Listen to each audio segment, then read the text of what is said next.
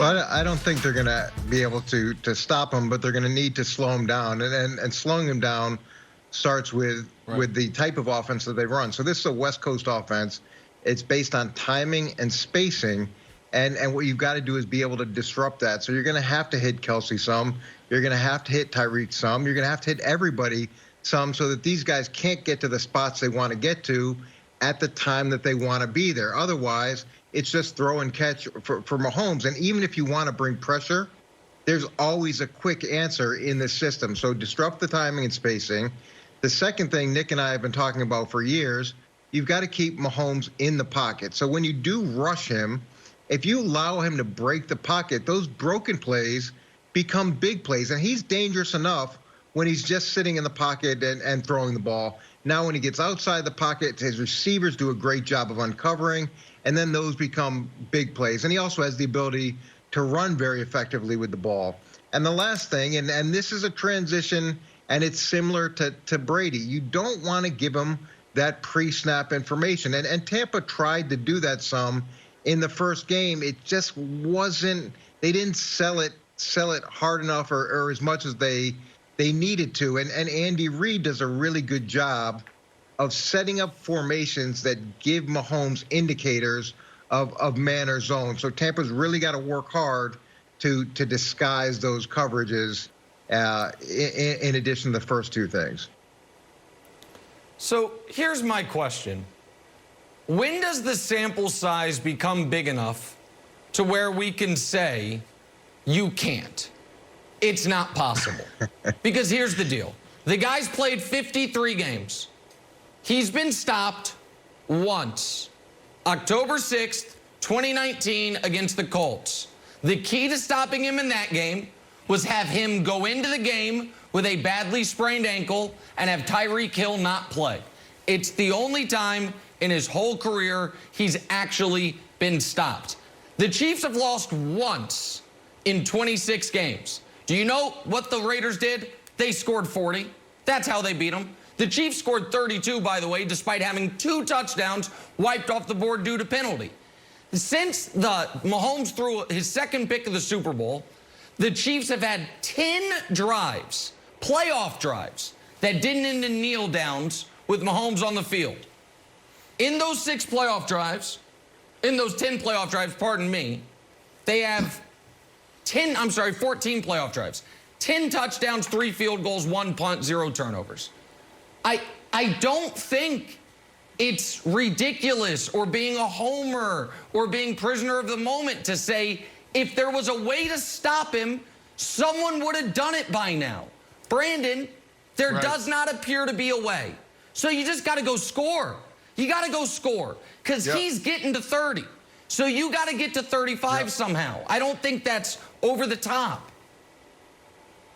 No, you can't stop them. And Coach, you're the first person that really pulled back the curtain on this offense and why it's impossible. He talked about, Coach Mangini talked about this being a West Coast offense. Typically in a West Coast offense, you have a man side, you have a zone side. So Patrick, pre-snap read, he's going to drop back and say it's man-to-man, so he knows exactly where he's going. He also knows where his outlets are. And the reason why this offense is special, because they have the scheme and they have a quarterback who has the IQ and the feel to get the ball out quick when he needs to. He knows how to make the right decisions. He protects the ball. And then you throw on top of that the personnel.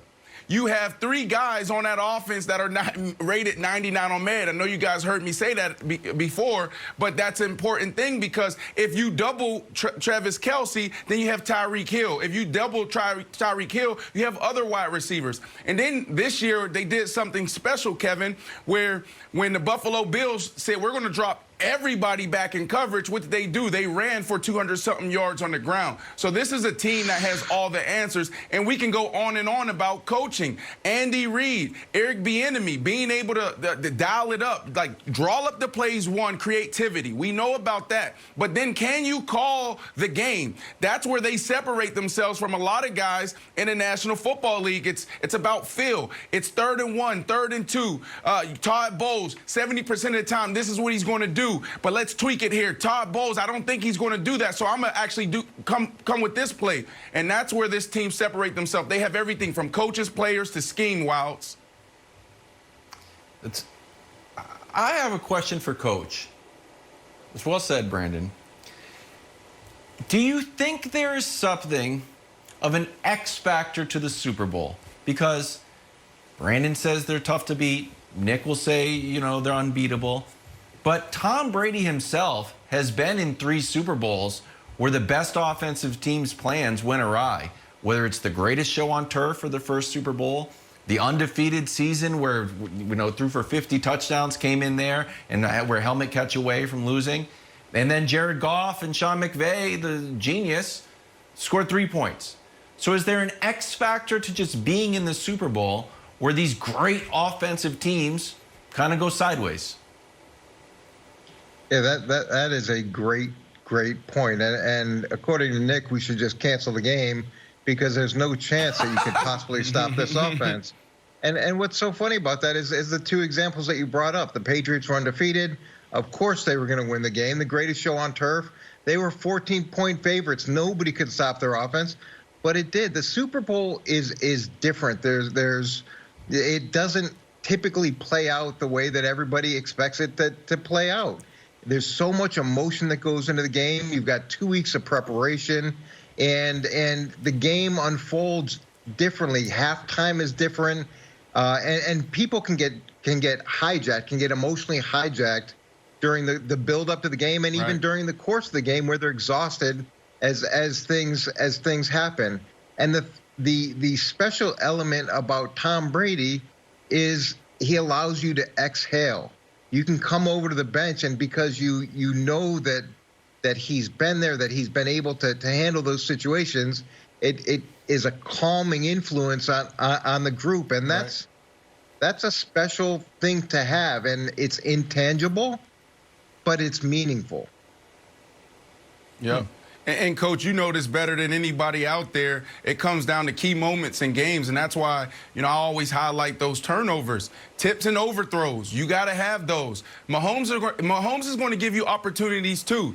JPP and Shaq Barrett will get home, and he's going to have some balls where just get away from him, and those guys have to come down with it. There's always those moments like, man, you know how precious this moment is. You got to catch it. So, DBs, take some extra time. Get on the jugs machines. Make sure you're catching 100, 200 balls, looking the ball all the way in, because they're not going to be a lot of opportunities. And Coach Bowles, Nick, he has to do a great job of trying to stay one step ahead of Andy Reid, but it's going to be tough. What they can't do, they can't go out there and give up 203 yards to Tyreek Hill in the first quarter. That's more than I had in my career high. I had 200 yards versus Andy back in the day. So this dude had 203 yards in 1 quarter because they went out there and they tried to play one-on-one in the first half. Second half, Coach, you know what they did? They doubled Kelsey, they doubled Tyreek Hill, and they slowed them down a little bit. Yeah, listen, and I've said it before, and I'll say it again. The best way to slow the Chiefs' offense down is let the Chiefs' offense get up 17, and they'll put it in neutral. And that's what they did against the Bucs. If that's the Super Bowl game, playing a little rope-a-dope, maybe it'll work. I want to be clear, though, Coach. I'm not saying Tampa can't win.